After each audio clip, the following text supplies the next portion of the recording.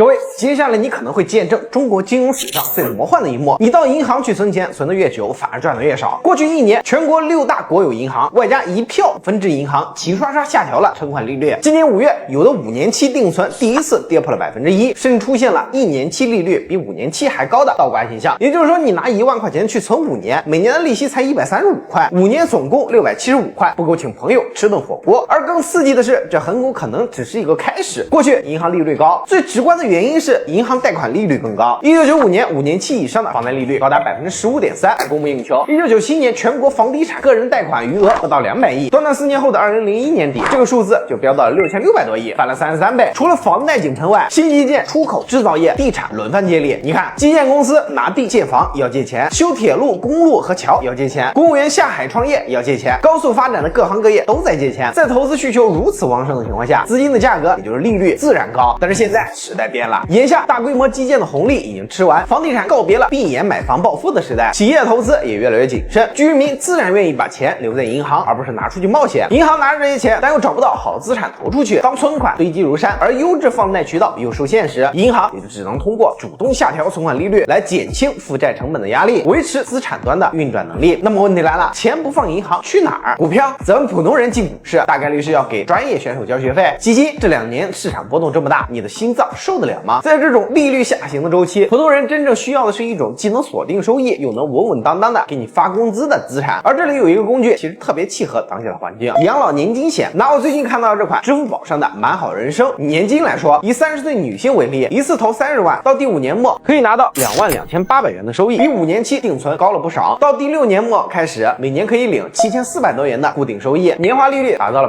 2.45%，這可比現在銀行1年期定存的利率要高出一大截，並且收益都是白紙黑字寫進合同的，回本後隨時可以無損的自由取出，非常靈活，而且安全性也不用擔心。承保的是寿險老7家之一的太平洋保險，最快4年回本，之後急用錢可以无損取出。不過需要注意的是，這款產品8月31號就下架了，可能提前下架，下架後收益可能直接縮水30%。所以我一直說，財富機會是個輪子，不等人，別等利率降完了才後悔自己沒有早點上車。有人可能說，我不想買保險，我就想等利率回升。問題是，全球經濟的利率周期像潮水一樣有漲有跌，但是高利率時代往往很短，低利率時代卻能拖很多年。日本就是个活生生的例子，利率跌到0，一待就是20多年。当日本利率從8%一路跌到負值，很多獨邊太太只能在全球投資，努力守住自己家庭的財富。所以你現在能夠鎖定一個終身穩定收益的機會，本質上就是在給未來的不確定性打個補丁。年金險不一定適合每一個人，利率持續走低的大背景下，讓錢閒着貶值是一定不合適的。這裡是帥氣財經，一個有溫度有深度的財經博主，歡迎大家關注主頁，有更多精彩視頻。我們下期節目再會。